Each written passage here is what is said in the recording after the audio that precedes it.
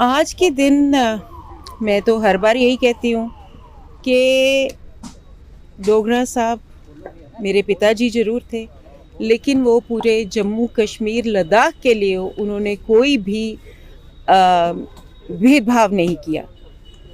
और जिस स्तर के वो नेता थे, इसी के हिसाब से आज हमने सारी पार्टी, सारी कौमें और सब लोगों को इधर इसीलिए ओपन इनविटेशन है क्योंकि मुझे पता है हर किस्म के लोग, हर पार्टी के लोग जो उनके लिए इज्जत रखते हैं अपने मन में, सारे आए हैं। और कुछ लोग तो अपना प्रोग्राम कट शॉर्ट करके आए हैं, राजौरी से आए हैं। और जिस तरीके का मान सम्मान वो उनको दे रहे हैं, मैं समझती हूँ कि ये एक बहुत बड़े सम्मान की बात है। एक इंसान की 38th डेथ एनिवर्सरी है और लोग इस तरह से उनको मान सम्मान दे रहे हैं। शायद ही आज तक ये हमने बहुत बड़ी पार्टीज़ भी जिधर होती हैं, पार्टीज़ ऑर्गेनाइज करती हैं, तब भी ऐसे लोग नहीं पहुंच सकते।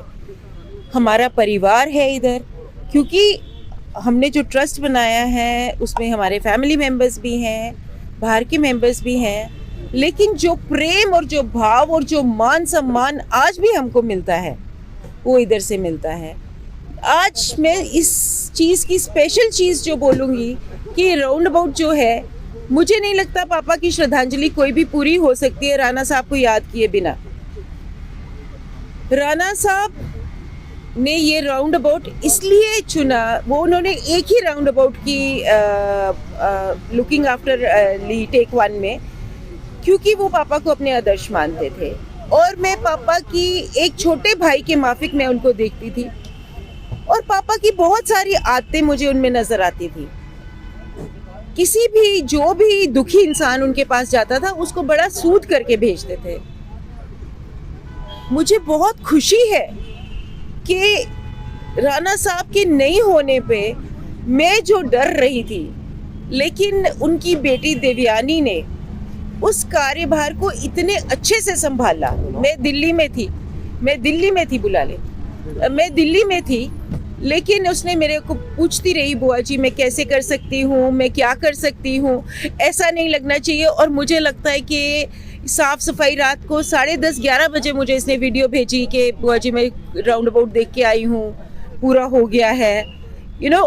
ऐसे लगता है कि जिसकी कमी है वो तो पूरी नहीं हो सकती। आज कहीं ना कहीं वो दोनों आत्माएं साथ में बैठी होंगी, लेकिन जिस तरीके से इस बच्चे ने कार्यभार संभाला है, मुझे ऐसा लगता है कि इसने बहुत सारी उम्मीदें जगा दी हमें कि ये बहुत सारा काम उनका संभाल लेगी।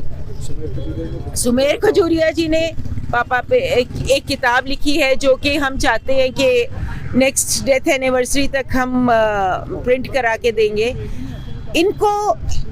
मैं इनका शुक्रिया अदा करूंगी, ये सुमेर खजूरिया जी है, मैं इनका शुक्रिया अदा करूंगी कि इन्होंने पापा के साथ हमको इंट्रोड्यूस किया। पापा ने कभी भी अपने बखान नहीं किए कि मैंने क्या क्या किया, पर इन्होंने इतनी रिसर्च करी उन पे और हमको इतना कुछ बताया कि शायद मैं पापा को वो इज्जत मान उनके होते हुए नहीं दे सकी जो मैं अब दे पा रही। इसके साथ ही कहते हैं पत्ते झड़ते हैं, आते हैं। राणा साहब बहुत जल्दी चले गए, लेकिन मुझे बहुत खुशी है इस बात की कि उनकी बेटी ने पूरी इज्जत के साथ अपने पापा का कार्यभार संभाल लिया है। इस अवसर पर आप जहाँ पहुँचे, उन्हें याद किया जा रहा है, कैसे याद कर रहे हैं सर? देखिए, गिरधारीलाल डोगरा जी हम जम्मू के लिए, जम्मू वासियों के लिए एक पहचान के पात्र रहे हैं। 37वीं आज पुण्यतिथि के उपलक्ष्य में परिवार की तरफ से हर वर्ष यहाँ पर उनकी जीवनी को जीवित किया जाता है। मुझे लगता है कि एक बेहतरीन प्रयास है, लेकिन हमें ध्यान में रखना होगा कि श्री गिरधारीलाल डोगरा जी के साथ साथ पंडित प्रेमनाथ डोगरा जी का भी जीवन, इन दोनों डोगरों ने जम्मू के लोगों के मनोबल को ऊपर बढ़ाने के लिए पार्टी पॉलिटिक्स से ऊपर उठ के काम किया हुआ है। तो मुझे लगता है कि ये बड़ा सराहनीय है। और परिवार जिस तरीके से श्री गिरधारीलाल डोगरा जी की जीवनी को जीवित करने का प्रयास करता है, ये बहुत ही सराहनीय है। और ऐसा लगता है और मैं यकीनन कह सकता हूँ कि हमारी नौजवान पीढ़ी को पंडित प्रेमनाथ डोगरा जी की और श्री केदारलाल डोगरा जी की जीवनी से बहुत कुछ सीखने को मिल सकता है। अब तो मैं कहता हूँ एक इंस्टीट्यूशन थे और फ्रीडम में फिर जब आज़ादी में इन्होंने बड़ी नेहरू जी के साथ बड़ी स्ट्रगल की, संघर्ष किया और सरकार में हिंदुस्तान में जो गिनीज बुक में लिखने वाला नाम है कि 26 बार इन्होंने फाइनेंस बजट पेश किया है इस असेंबली में। ये बहुत बड़ी बात है और बड़े संजीदा, बड़े सोबर और पढ़े लिखे, लाहौर से LLB की हुई थी, इज़ अ क्वालिफाइड पर्सन। और मैं समझता हूँ कि बड़ी सहनशीलता और बड़े नरम स्वभाव के और जम्मू के लिए, लोगों के लिए, और एक पहचान थी डोगरों की कि हिज खुद पर्सनैलिटी थी, वॉज वेरी ग्रेट लीडर कह सकते हैं। बड़े प्राउड की बात है हमारे लिए। तो हम इनको श्रद्धांजलि हमारी और सबकी, और कांग्रेस के लिए तो ये बहुत बड़ी बात थी कि इतना बड़ा नेता, वो पर्सनैलिटी, आप उनके कपड़े, उनका लिबास, उनकी टोपी, उनका क्या लगते थे वो लोग, क्या वाकई वो लोग देश की आज़ादी के लिए लड़े हुए थे। धन्यवाद।